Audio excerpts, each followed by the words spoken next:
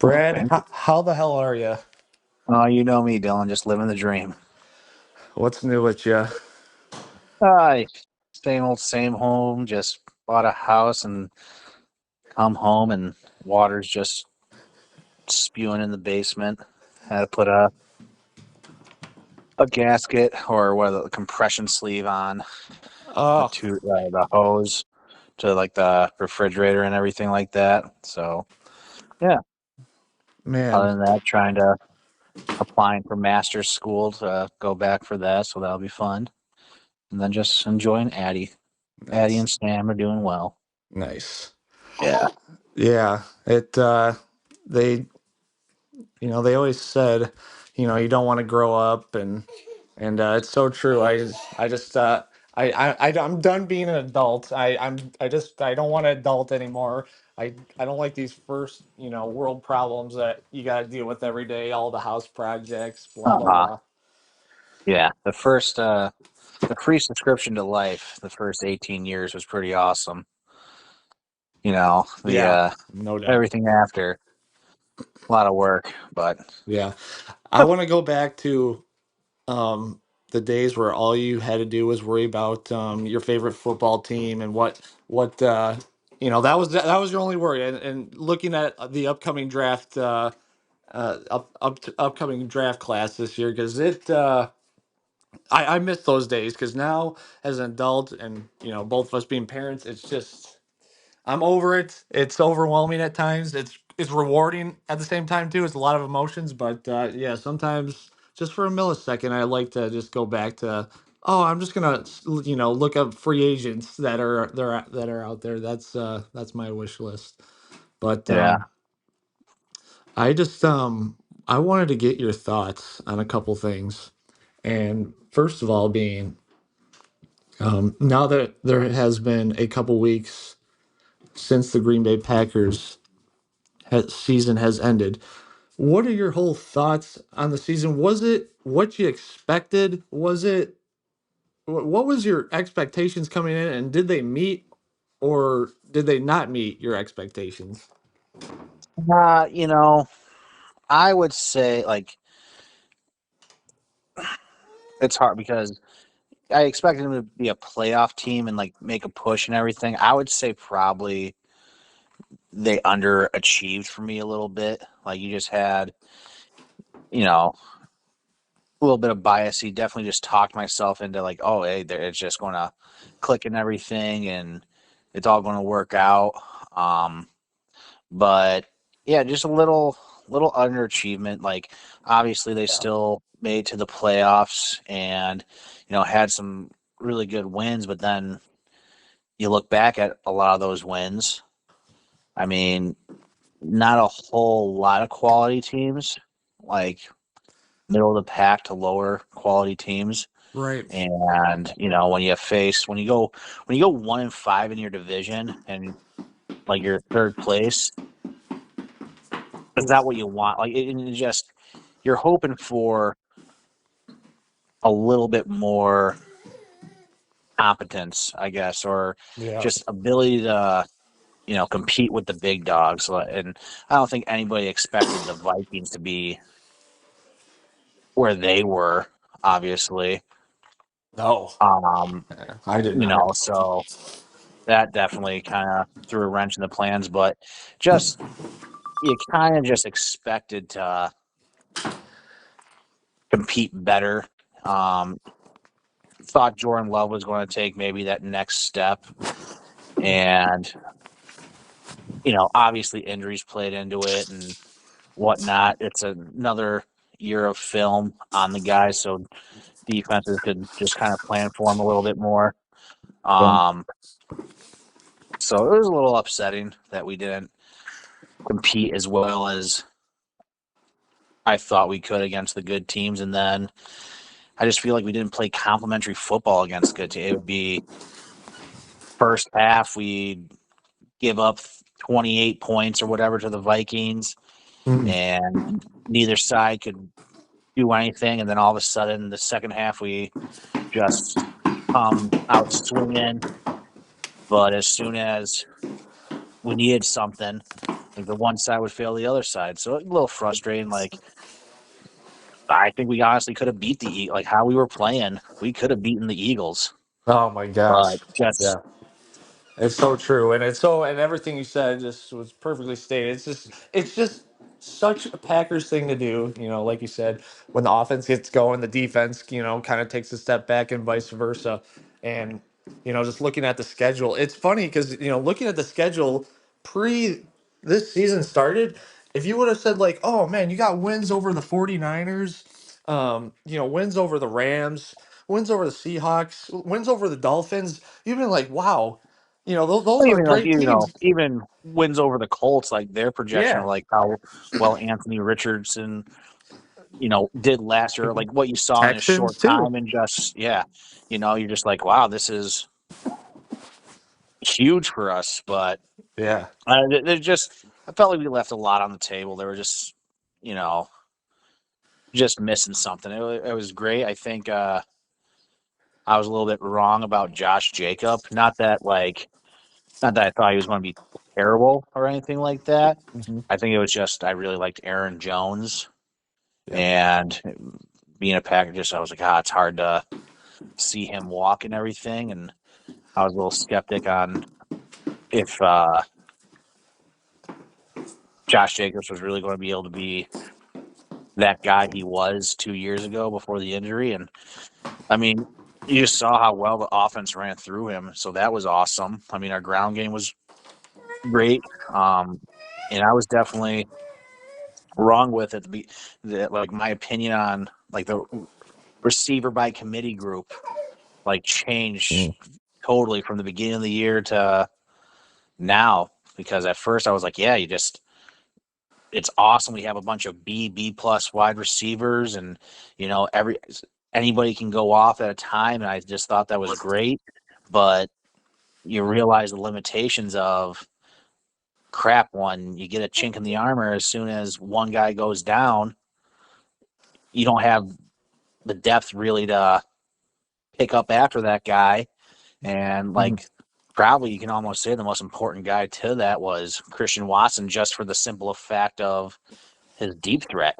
And as soon as he goes out, well, crap, what can we do now? Like Oh just man. everything's shut down. Like we just the playbook shrunk so much. Yeah. You know? Yeah. And it seemed like everything was out of sync too. Yeah, Um. Yeah. a lot of drops too. Like, I don't think Jordan Love elevated to the level he wanted to play at, and Mhm. but I also think that you know a lot of those guys who were supposed to step up this year didn't take that step. I mean, I thought Jaden Reed was going to kind of push himself to that like number one receiver spot, but Mhm. he disappeared as soon as Romeo Dobbs came back from his suspension. And you can almost say Romeo Dobbs kind of had the best season later on and everything if it wasn't for the suspension and all that stuff. He Mhm. just, you know, Yeah, there was a weird point where it was like, I don't know, from week 12 to week 15, where Jaden Reed only had like 3 catches combined in all of those games. Whereas that first, 4 week stretch of the season to start the year, Jaden Reed was like playing at an all pro level yeah, in some people's eyes. And it's just like, it was really, like you said, it was really fascinating, especially with when Dobbs went out and then he came back. It just changed the whole playbook stuff, and to your point, it was, I wouldn't have expected going into this year that, like, if you would have told me all 4 receivers would take a step back or be at the same where they were the previous year, I wouldn't have, I wouldn't have believed you.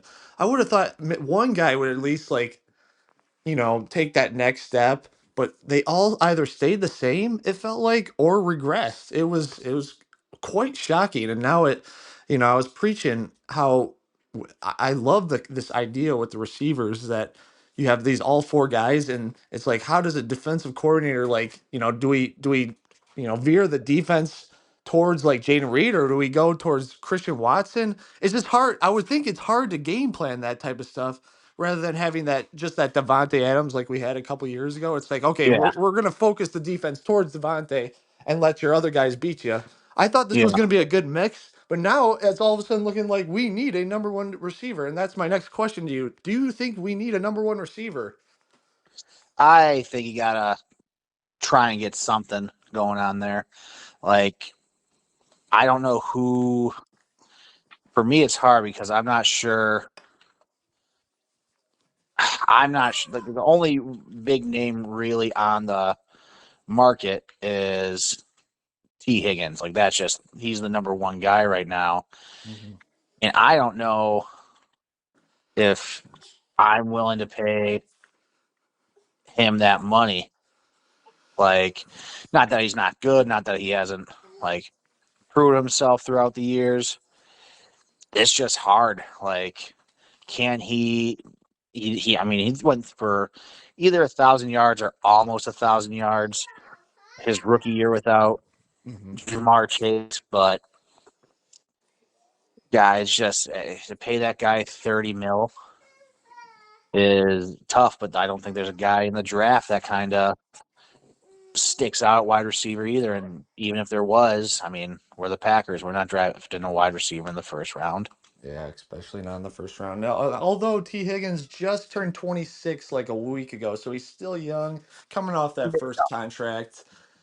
Yeah, I think you're right. I can't see Goody and company just paying, the money to, and by everything that I'm looking at, his contract would be, pretty much like he'd be making more than like Josh Jacobs, Xavier McKinney, and combined. Like that's what his contract would be. That's like what this receiver like market is set at. Crazy enough, and Yeah. I just can't. And even if let's hypothetically, even if we wanted to, there's still teams like the Patriots who have all the cap that can just be like, oh no, we'll just throw in an extra 5 million, and it's like, Yeah. yeah, even if the Packers wanted to. But there is also another guy. He's not a free agent right now, but a man who wore the green and gold before.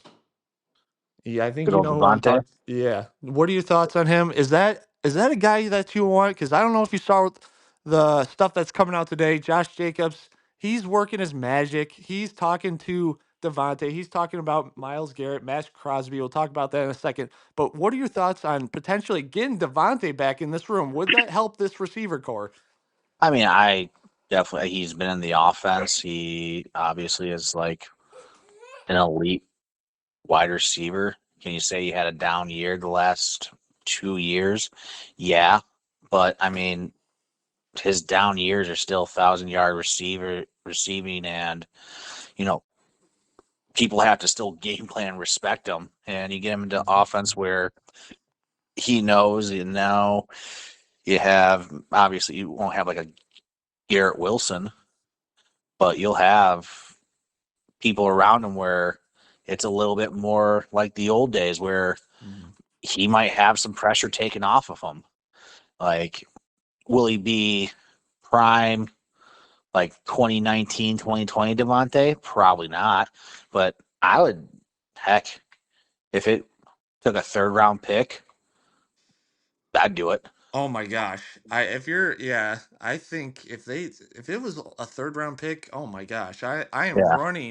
running to the phone and calling fucking what's his name? The New York Jets owner, Woody Johnson. I would definitely, and crazy enough, Devontae actually did have 1,000 yard season this year. Definitely his lowest 1,000 yard season compared to the last 5 years. Yeah. But I guess it I guess it gives me.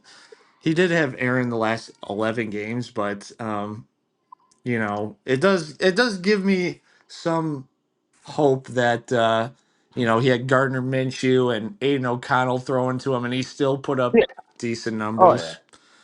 I mean, he definitely can still produce and everything. There's no doubt about that. Yeah. Um, The only problem would it's, be you're taking away opportunities for the other guys. Like then it kind of leaves. I guess in a way the double-edged sword. It's kind of Watson's out until at least like week 12 next year. So guys could still get opportunities, but you know, it's like most likely it's going to be like Wicks is going to be taking less snaps with Devontae in because I would think it'd be like Dobbs and Jaden Reed as those two guys with Devontae.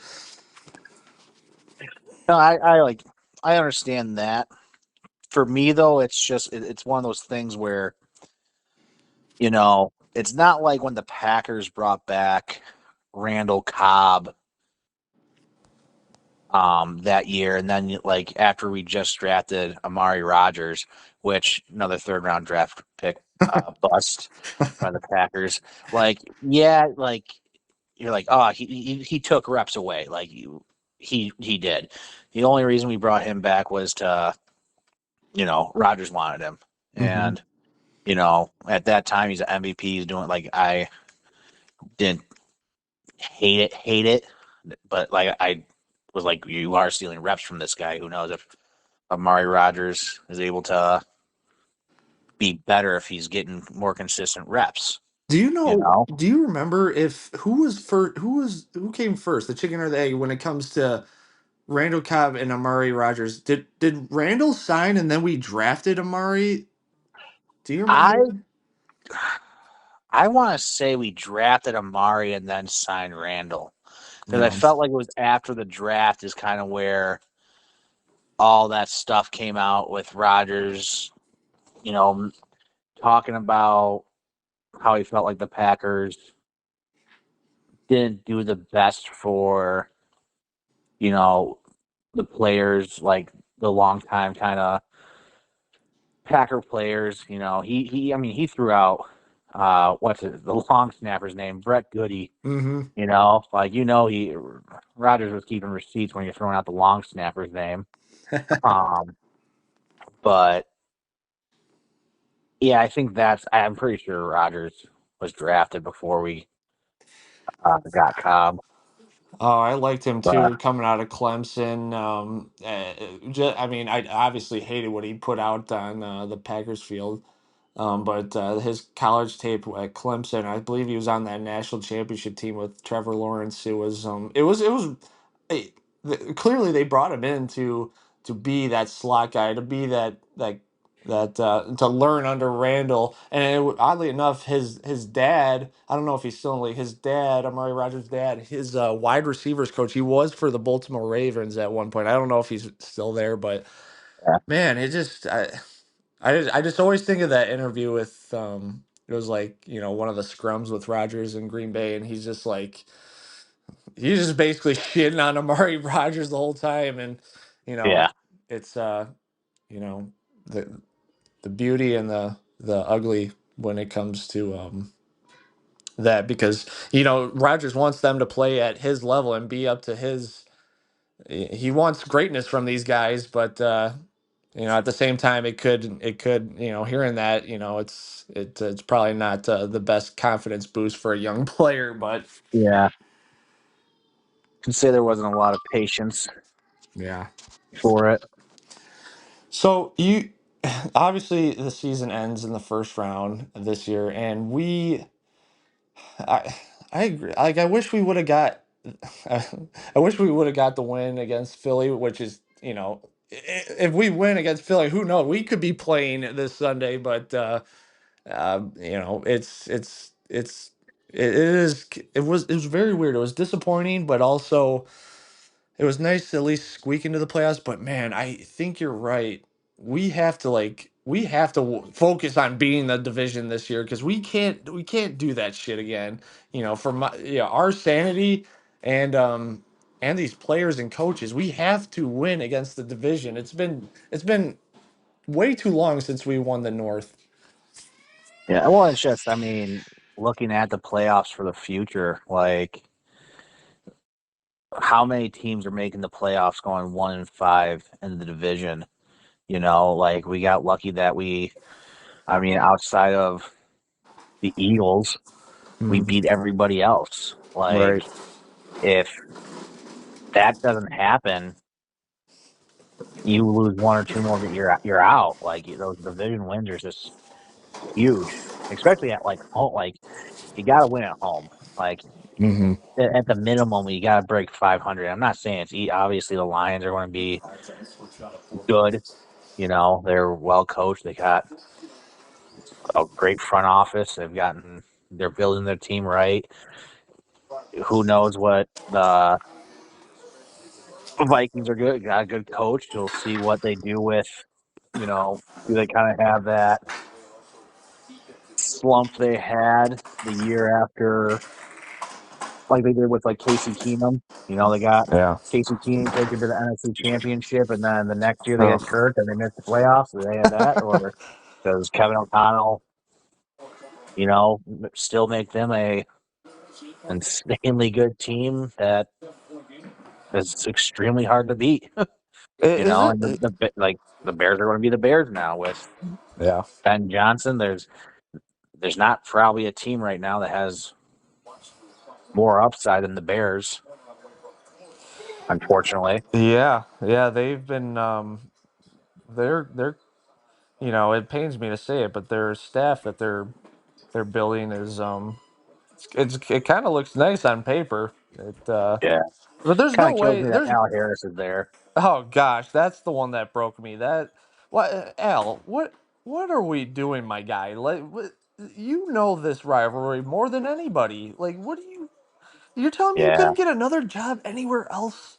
I get you were on Mike McCarthy's staff and he's not going to be a coach this year, but come on, man. No, nobody like you couldn't. I don't know. It just I don't know. That kind of stuff boggles my brain a little bit. But there's no way this division is going to have that type of run again next year. Like this was like a 1 year fluke thing because it never happens where one team's 15 and 2 or whatever and the other team's 13 and 3 and then the yeah. Packers finish 11 and 6. There's no way that happens again, right? Statistically, no. Like it's that would be insane if it did. Yeah. One or two of these teams are going to come back down to earth and yeah, we'll see what the Bears do. I'm very interested to see how they do and what they do in free agency and that's the thing too is there's a lot we have the most cap we've ever had in like 5-6 years, maybe even longer, and I believe all three teams in the division have higher cap than us, which is kind of mind boggling because I think we're in like the top 12ish in cap space this year. Yeah. Well, the Bears outside of DJ Moore and Montez Sweat, and pretty sure they signed one of the DBs for a big contract too. Johnson. Yeah.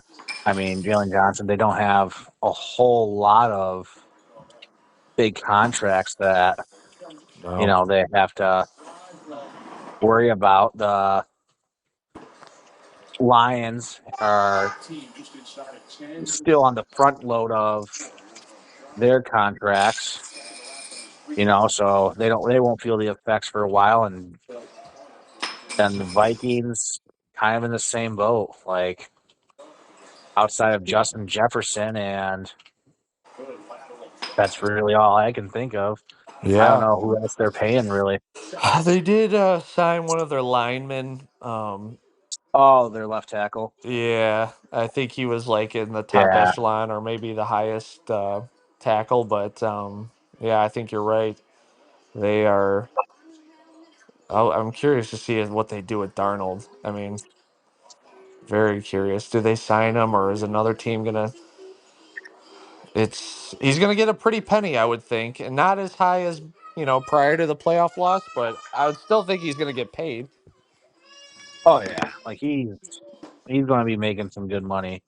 That's for sure. Yeah. Like he definitely left some money on the table with how the last couple games went, but he's going somewhere and he's going to make definitely north of uh 40. Yeah, I would think I would think 40, 45 for sure. Even if it's a team signs him for a 1 year deal. Yeah, and that's the big thing that they're saying the Vikings, if they can convince Darnold to take a team friendly deal to still be the bridge quarterback for a year, that he should do it because he's obviously just had really great success with Kevin O'Connell. But Yeah. easier said than done when there's a team willing to pay $10 million more for you to start and or if you suck, sit the bench. No doubt. Yeah. This is kind of an off-topic question, but I've always wanted to ask you this. Since Leia. you're a former Division 1 athlete, especially at the lineman position, when it comes to the Packers and their linemen, um, I from your experience at the college level, how much from week to week during the regular season are coaches teaching guys technique like during the week? Or is it, since every game is every week, are coaches just like going to the next game plan and being like, all right, this we're gonna do this and the D tackles are gonna, present this to you? How much during the week of the regular season are coaches on the line like teaching you proper technique and getting better at your game, or does it at the do you think at the NFL level and the college level you're just relying on their skills that they're coming in with? No, like I mean, at least at Southern, and I assume it's like this at the NFL level. Like the offensive and defensive line have like the longest individual periods. So like our practices were broken down to like 25 periods, let's say, and they're all 5 minutes. And every 5 minutes, um, one of our equipment guys, OB, great guy, um, would blow the horn and it would go to the next period. And so quarterbacks do their warm ups and they'll like do 7-on-7 and they'll do like routes with the receivers and DB, like they're all doing that. An offensive line is literally you're doing indie the entire time, and then you have your inside uh run period, and then you have one-on-one pass rush. So everything we did was literally just our technique. It was just repetition, repetition, repetition. Like Mm, you were going to be a master of a craft. Like I tell kids every single day, coaching my kids. I mean, for 5 years, the first thing I did every single practice was take that short 6-inch step, just one step every day. That was the first thing we always did. mm, Snap and step. That's how practice always started. And then you'd go to, we would have there's our individual drills where, centers would kind of break off on their own.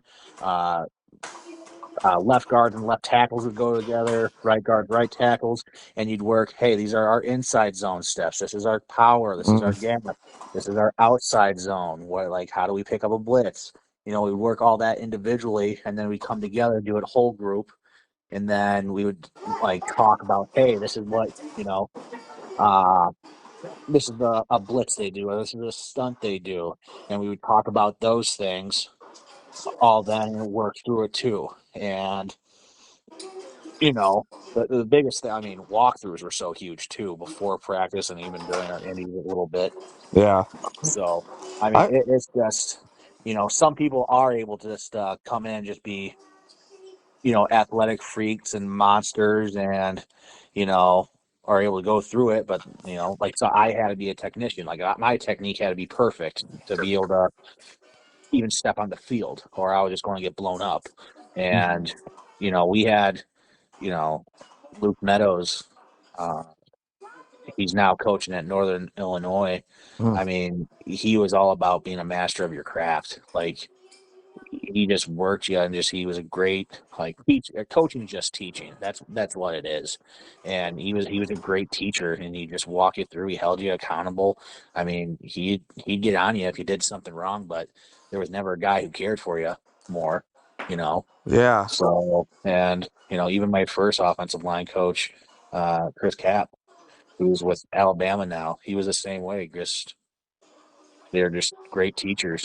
Mm. Yeah, it's interesting because I think of guys like Jordan Morgan the rookie this year, and I think of Sean Ryan, who's like taking his first real snaps as a starter, and I'm just like, maybe not necessarily guys like Elton Jenkins and Zach Tom who are the veterans, but how much are these guys actually, walking them through, the baby steps of technique and going against these Miles Garrett's and Max Crosby's of the world? Like you're going against different type of athletes now, and Yeah. it's always I just always wondered, like, we're on to the next game and we just got to go this and worry about this. How much are they actually doing that? But that was great insight. Yeah, and that's the nice that when it's a full time job, and even like, in college, like watching film was huge to like understand like what techniques because hey, if this is a bull rush guy, how are you going to handle this compared to a speed guy or Yeah. power and all this stuff? What moves do they use? And like, I would say the biggest thing in the NFL, like the biggest thing in the NFL is they add their playbooks are huge. Hmm. It's just massive, and they'll put in a lot, and they'll put in like if they put in a play in week one, they might not practice it weeks 2 through 9, and then all of a sudden week 10 they play somebody, and they're like, hey, here's this. We made this call. We did this adjustment. It's this technique. You gotta remember it and be on the go. And sometimes they'll just like if they see it in the game, they're like, "Hey, you better know how to do it." That's the thing. It's where it's like they'll practice the technique and everything, but they're just you have to remember it. It has to just be muscle memory. So how much you work on that and everything goes into it. How much film you watch, like, um, it's amazing how much the game is mental. Like I mean, we would have bets in the offensive line room of see who could watch the most film, and then we had to do pass rush analysis.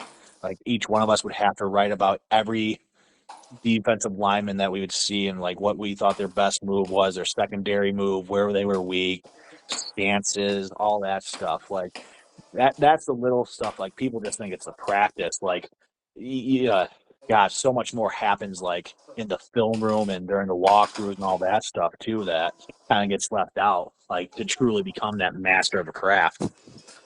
Wow. That was great insight. And it's a beautiful thing because it's you just want to see these guys get better every single week, and it's if they do stuff like that, how you explained it, that's a great step for them, especially these young players that need all the experience that they get, especially a guy like Jordan Morgan, who's was out for most of the year, and just to be in these rooms with these coaches and learn as much as you can because as well as I do. We're in this championship window right now, and it's still wide open. In fact, I think we're right at the spot where we should be in the Super Bowl contending spots. This is a big upcoming year for the Packers, but prior to that, there is a big game this Sunday, and that being Mm-hmm. the Chiefs and the Eagles. Give me your breakdown. How do you think this game is? What are the matchups you're looking for? And then give me your prediction. I mean, big ones just like obviously for the Eagles, it's going to run through Saquon. So Saquon versus the Eagles front seven, like Mhm. who would have thought Zach Bond, former Badger, Oh gosh. would be up for contention for defensive player of the year. Like just and their defensive line, their linebacker core, like how do they kind of contain Saquon? Then again, it's also oh shoot, I had that all messed up. I'm sorry. I was way back. I'm naming Eagles the players who got Saquon there. No, my Saquon against the Chiefs. You have Hmm. Chris Jones and that defensive line, and Hmm. you just have such a well coached defense with Spags on the other side. Oh my Like, gosh. how do they stop them? And then it's going like Jalen Hurts. How do you've kind of been carried in the passing? Like they haven't had to rely on his passing. Like It it's he pisses me uses off. Yeah, he's used his feet. I mean, he had a 44-yard touchdown, Right, yeah, rushing and touchdown and congrats on your everything. And tush pushes that go for 6 inches. It just me, and then meanwhile, I just think of the Packers. I always revert back to Packers where it's like when during Aaron Rodgers had to be A+ every single time in the playoffs in order for the Packers to win. They couldn't rely on anybody else except they needed Aaron to be A+ every single time. And then you see the Eagles, and it's like Jalen Hurts is he was off like 3 weeks, and then barely does anything against the Packers, and it yeah, it bugs me, but I yeah, digress. no, it's like so it's that those two will be interesting. I mean, you know, I don't know who McDuffie is going to cover. Put him on AJ Brown or whatnot. Um, so How that'll is be how is interesting. Spagnola not getting like any coaching interviews? Like that boggles my mind. Like how is he not at least getting like calls or like nobody's reporting that he's getting an interview anywhere? Like I guess maybe he's on the older side, but then you see guys like Pete Carroll like getting head coaching jobs. Like nobody wants to get Spags on there.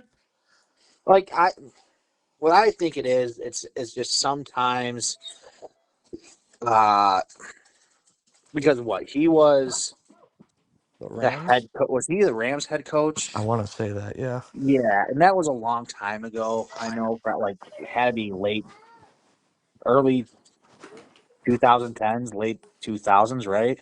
Right Hmm. around there. Yeah. So you have that, and like I think he was the interim for the Giants for a while too. And I don't know if like just his Correct. sample size of what it was, they're just like, this guy can't run a whole team. There's so many coaches out there that they're great coaches. Like they can call the plays, they can do this, they can do that. But when you add that extra 2, 3 layers of what it takes to be a head coach, it just it takes away from what they're great at. Like, you know, why can't I think who was the interim coach of the Bears this year? Why can't I think of his name? Oh, Thomas Brown. Yeah, so this is like a really just kind of recent example and for a bad team, but like Thomas Brown, they're like, "Hey, we're going to make him the play caller and everything like that." And after they Right. fired Shane Walden, and everybody's like, "Hey, he's a good coach and he can play call and everything like that." And he did that for 3 weeks, and they're like, "Oh, now he's interim head coach." Uh-huh. And there was like a big decline on everything because he couldn't just focus on the offense then.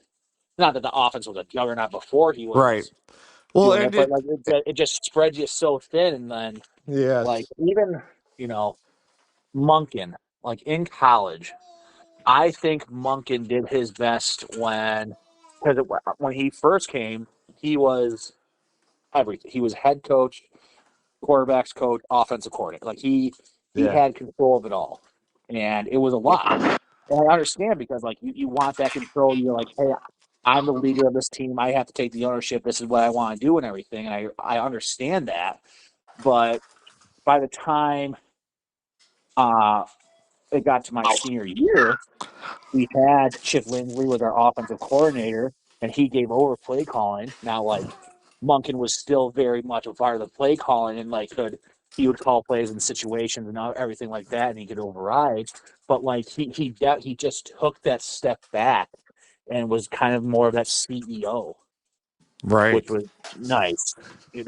He still everything was his offense. How does he want to run it? What everything like this, but like I think that helped him a lot. Like just take a lot of stress off him, and he was able to focus a little bit better.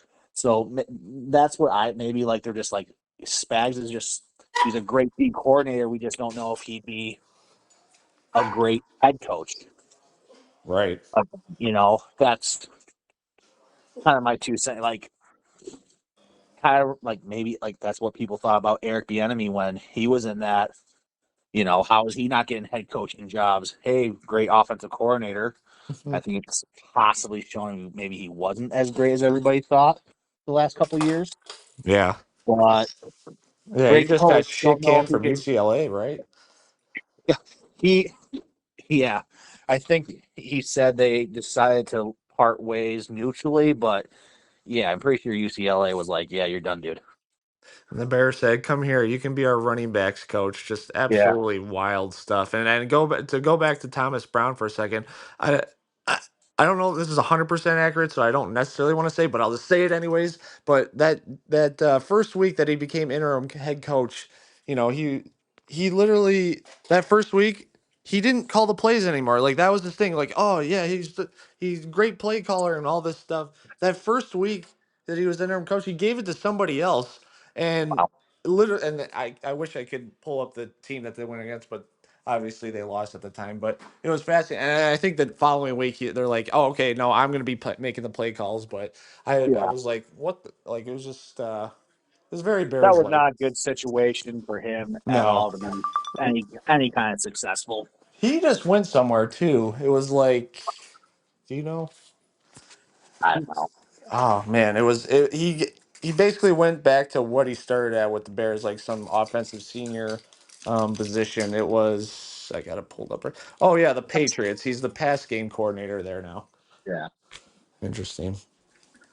Um, but what do you think the how do you think the Super Bowl is going to go down? Do you think it's going to be the first three-peat in the Super Bowl era, or do you think the Eagles are going to get the revenge? yeah. Can they both lose? Oh gosh, I wish. I, it's just hard not to say Chiefs. Like Right. I don't know. I don't know how people could just not just you can't bet against them. They're Oh my. just how they are able to, and obviously it comes down to like they're great coached, they have great players, and they have the experience where they just know what to do when they're in there, like Mhm. in that game, like they just know what to do. It's just great, like just and they perform so well. I don't know if you know And I don't it know if the Eagles and it, can match up with it. right. And it's mind-boggling too that I think last week is the first week they went over 30 points in a game this year, and obviously they went Yeah, 15-2. It just absolutely like how does that happen? How do you win all these one-score games and it I guess it goes to what you said, but it's just like this is like an anomaly. Like this doesn't really happen at all. And then I saw this crazy stat where the Chiefs haven't allowed a 100-yard rushing running back in a game since dating back to it was like midway to last year. So this is going to be I want to see how Saquon Barkley comes out and how the Eagles get him going because they need a big game, obviously, from Saquon. He's the real key in this game. Is he going to get that 100 yards? Because the Chiefs haven't allowed a 100-yard rusher dating back to last season. It's going to be really fascinating. yeah. I'm trying to think who the Chiefs really have like Hmm. gone up against. Where I'm like, they could have like. Did they play the Ravens at all this year? Ooh, I want to say they Mhm. did, but it was like really, really early in the season. I have it pulled up right here. So the Chiefs, they, um, okay, so they went against um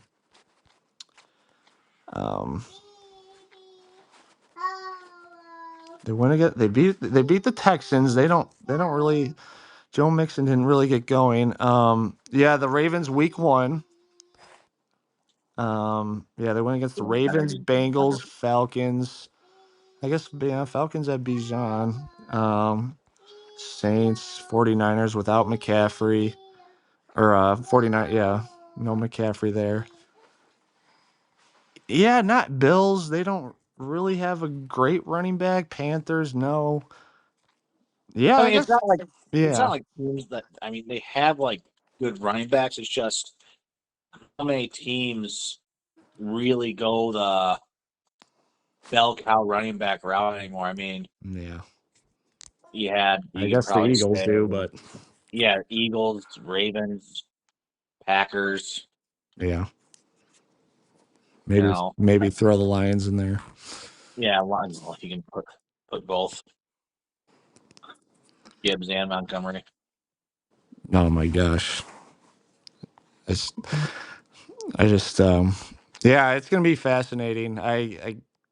I'm I don't know who I'm rooting for, to be honest. Like, it's always that stupid, well, the Eagles win, then we lost the Super Bowl. I'm done with that type of shit talk. I'm done with that fandom.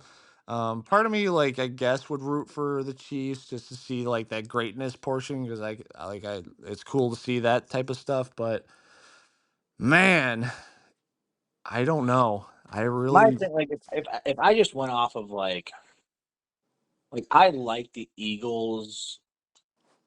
I like how their team is built.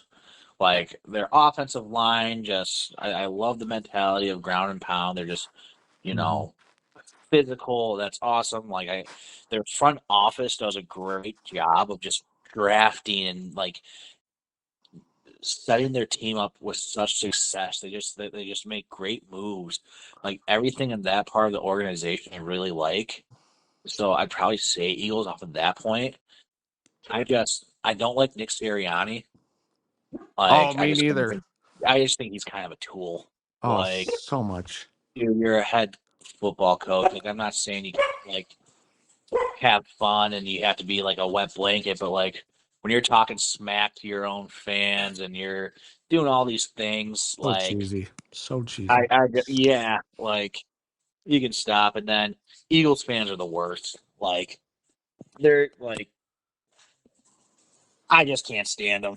Yeah, oh my I'm not gosh. saying you can't be rowdy and you can't chirp the other team and everything and other teams' players or fans. Like you can have that banter, like.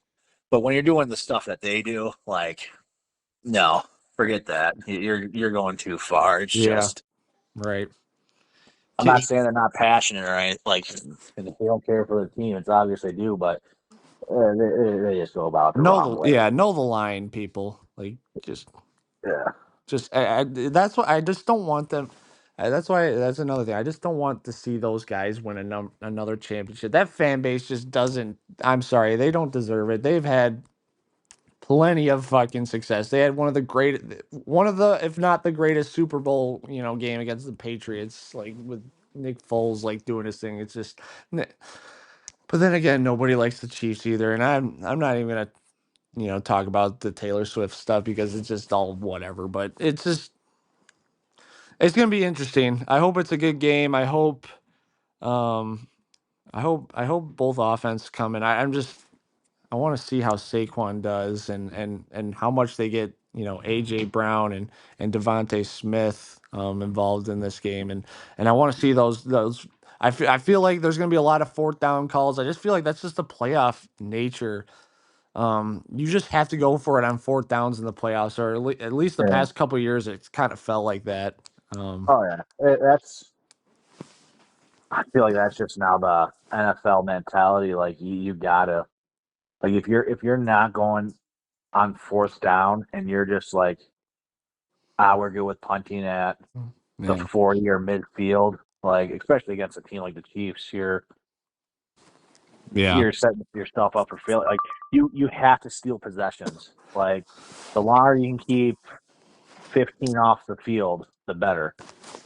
yeah, Like yeah, you gotta be aggressive. yeah, without a doubt. And last thing I wanted to talk about, if this can go, you can take this however you want. Um, there's a guy out there in Cleveland, Miles Garrett. He's requesting. He officially made a statement that he's requesting a trade to get out of Cleveland. Although the GM Andrew Berry said there's no way we're trading this guy. But let me present you with this. Andrew Berry said if somebody came up and said two first round picks, no, absolutely not. But would you make the trade? Let's say, all bets are off. Would you give up two firsts and a third for Miles Garrett? I mean, Two I firsts and a think third. I think I would. I It, think I would too. like he's just that kind of difference maker, Yeah. and dude's good. He just he's just a consistent at like defensive player of the year. Like Right. he's at And he's that not even level, and 30 yet. no, And I just heard a crazy stat too. Like our leading sack guy in franchise history, Clay Matthews, he has like 80 something. I'm not sure if you know the number off the top of your head, but no, I um, don't. Miles Garrett, it's like in the 80s or something like that. Miles Garrett already has like 100 career sacks. Oh Like yeah, I he get it was a different position, but I just couldn't. I'm like, holy, and he's not even 30.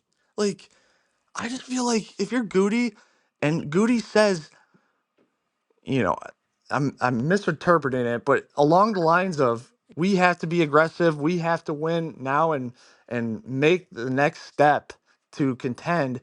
This, I'm sorry, two firsts and a third. Yeah, I'm absolutely making that call. I don't know if they do because it's the drafts in Green Bay and how the rules go, and do they want to give up a first round pick with 100,000 Green Bay Packers fans standing there? Probably not, but that's my thing. Like it shouldn't like they shouldn't care about that, but like right, that goes into the thought process. Like there's no way that yeah. they're Fortunately not and thinking like that. unfortunately. Yeah. Yeah, man, just we haven't necessarily had great success in the first round. It just, man, we just need an edge player. You know, it- man, I'll take Max Crosby too. I think he's a little younger too. Um, Yeah, he might be a year or so younger, maybe two. I'm not sure off the top of my head. so Yeah. he is it- currently 27 years old, gonna be 28 by the time the season starts.